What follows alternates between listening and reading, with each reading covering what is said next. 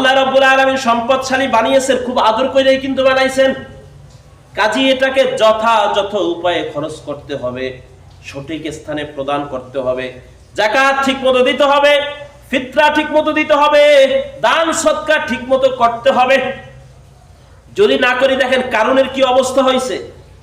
মূসা আলাইহিস সালাতু ওয়াস সালামের ভগ্নিপতি কারুন, এই কারুনের অনেক সম্পদের মালিক ছিল এই কারুন। এমন সম্পদের মালিক, কোরআনের ভিতরে আসছে, আল্লাহ রাব্বুল আলামিন বলেন কারুনের এমন সম্পদ ছিল,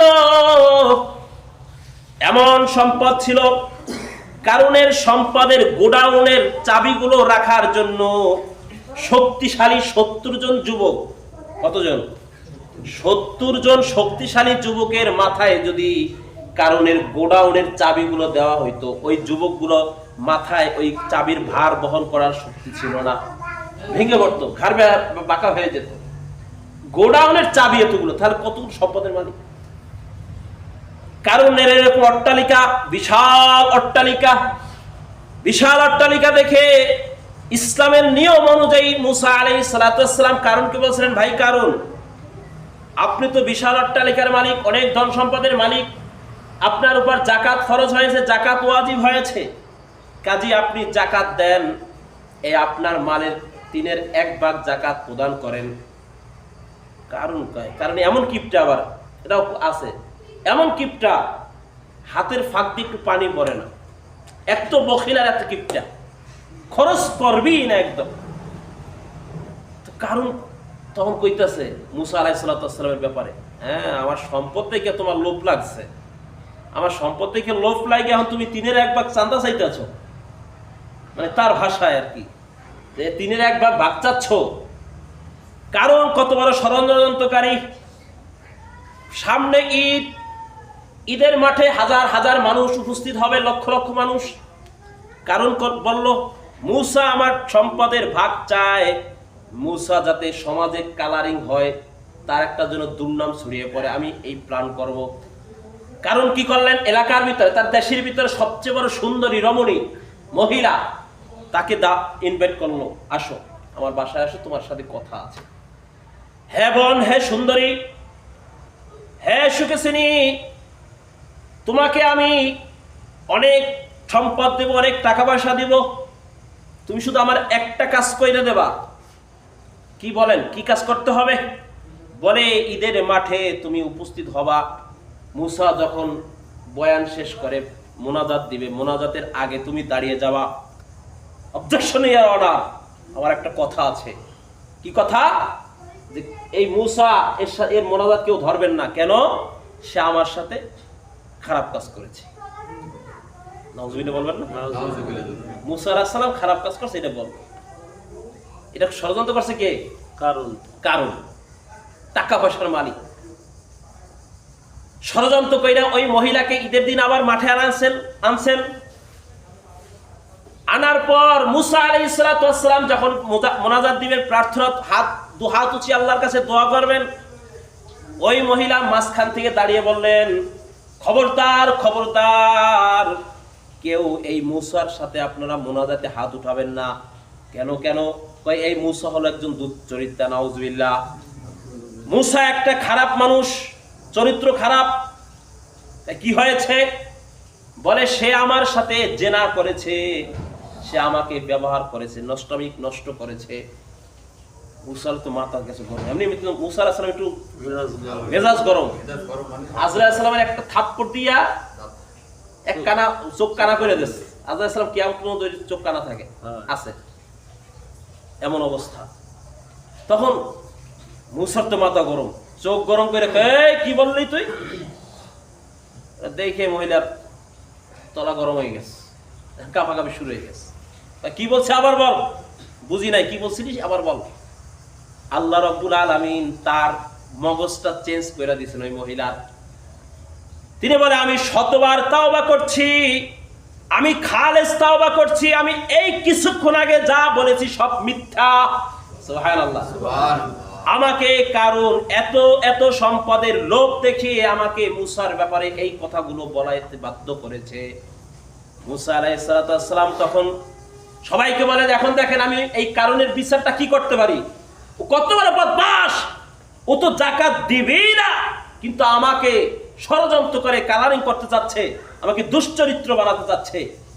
মুসা আলাইহিস সালাতু ওয়াস সালাম আল্লাহ তাআলার কাছে বলে, আল্লাহ আমি এখন কি করতে পারি এর ব্যাপারে?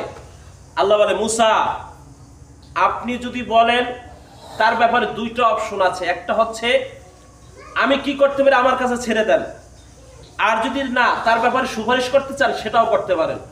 মুসা বলে, আল্লাহ আমি তো সুপারিশ করবই না।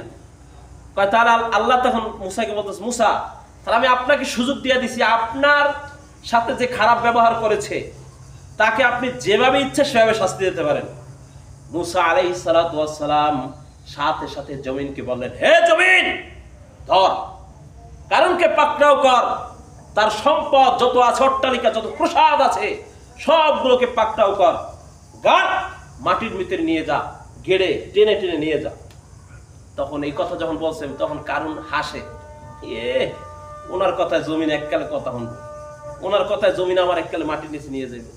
এখন দেখা যায় গাড়তে গাড়তে হাঁটু পর্যন্ত গাড়ছে, এখনো আসে, কেউ আপনি লাফাই লেফাই উঠতে পারবো। যতই হাসুক কাজ হচ্ছে না, আস্তে আস্তে মাটি এমন ভাবে টানতেছেন তার সম্পদ এবং কারণ দোনো অবস্থায় আস্তে আস্তে গাড়তে গাড়তে মাটি টেনে টেনে টেনে টেনে নিতে নিতে যখন কোমর পর্যন্ত নিয়ে আসছে, তখন বলে, এই মুসা আমার সাথে মস্কারি করো কেন? এ কি দরকার আমাকে মাটির ভিতরে গাড়ানোর? তুমি তোমার আল্লাহরে কও আমার এজন্য আর না গাড়ে। মুসা আলাইহিস সালাতু ওয়াস সালাম বলছে, না কোনো সুযোগ নাই, এই মাটি তোমার কাজ তুমি করতে থাকো। মুসা আলাইহিস সালাতু ওয়াস সালামের কথা অনুযায়ী যখন মাটি গাড়তে গাড়তে যখন ওই কারণের গলা পর্যন্ত চলে আসছে, এখন কারণ কাঁদে আর চিৎকার মেরে বলে, ও ভাই মুসা আমি তো বুঝতে পারি নাই, আমি তো তোমাকে বুঝতে পারি নাই, তোমার রবকে বলো, আল্লাহকে বলো, আল্লাহ যেন আমাকে মাফ কইরা দেন, আমার যত সম্পদ আছে আমি সব সম্পদ যাকাত দিয়া দিলাম। কাজ হবে এখন? এখন আর সুযোগ নাই। মুসা আলাইহিস সালাতু ওয়াস সালাম বলেন, না না এখন আর কোনো সুযোগ নাই, এ মাটি তুমি তোমার কাজ করতে থাকো। হাদিস কিতাবের ভিতরে আসছে এই কাজ মাটি কিয়ামত পর্যন্ত চালাইতেই থাকবে, অর্থাৎ দৈনিক তার পা থেকে মাথা পর্যন্ত যতটুকু জায়গা, এতটুকু জায়গা প্রতি দৈনিক কাটতেই থাকে, নিচে এখনো কাটতেছে, কিয়ামত পর্যন্ত কাটবে। তাহলে বুঝেন সম্মানিত ভাইরা, এখান থেকে কয়েকটা শিক্ষণীয় ঘটনা আছে, শিক্ষণীয় কথা আছে যেটা আমাদের সমাজে অহরহ হয়ে থাকে, কিন্তু সময় নাই এজন্য বলতে পারছি না। অহরহ হয়ে থাকে আমাদের সমাজে। বিশেষভাবে একটা কথাই বলি, আল্লাহর সাথে যদি কেউ আল্লাহর সাথে আল্লাহর হুকুমের সাথে বেয়াদবি করে, আল্লাহ তাআলা হয়তো মাফ করতে পারে। যখন আপনি নামাজ পড়েন না, রোজা রাখেন না, আল্লাহ রাগ হন, কিন্তু অতটা রাগ হন না।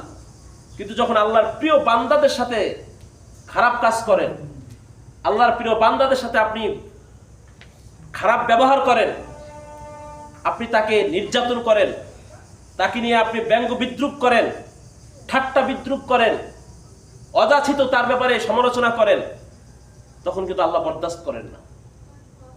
আল্লাহ তখন ওই যে বলে, হাতি খাইছো খা, হাতির বাচ্চা খাইস না। হাতি খাইলে হাতি কিছু মনে করবে না, আমি তো বুড়োই হয়ে গেছি, আমার খাইলে সমস্যা নাই, আমাকে মারলে সমস্যা নাই, কিন্তু হাতির বাচ্চাকে যদি আপনি প্রহার করেন আপনাকে কিন্তু ছাড়বে না। ঠিক তদ্রূপ আল্লাহ বলে যে তুই নামাজ পড়িস না, রোজা রাখিস না, আমি চাইলে মাফ করে দিতে পারি, কিন্তু আমার প্রিয় বান্দাদের সাথে, আমার প্রিয় বন্ধুদের সাথে, আমার প্রিয় ওলিদের সাথে তোরা খারাপ ব্যবহার করিস না, তাহলে কিন্তু আমি আল্লাহ বরদাস্ত করবো না। ঠিক তদ্রূপ কারণ যদি যাকাত না দিত তাহলে কিছু সমস্যা ছিল না, কিন্তু মুসা আলাইহিস সালাতু ওয়াস সালামকে দুশ্চরিত্র বানানোর কারণে আল্লাহ সুযোগ করে দিয়েছে, যা তুই যেরকম ইচ্ছা সেরকম কর।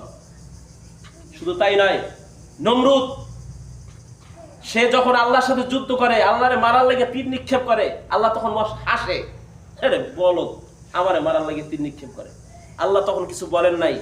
কিন্তু যখন এই নমরুদের বাচ্চা নমরুদ ইব্রাহিম আলাইহিস সালাতু ওয়াস সালামকে আগুনে নিক্ষেপ করেছিল, আল্লাহ বরদাস্ত করতে পারেন নাই, আমার প্রিয় হাবিবকে তুমি আগুনে নিক্ষেপ করেছো, আল্লাহ তাআলা তখন নমরুদকে কিভাবে নিঃশেষ করেছেন।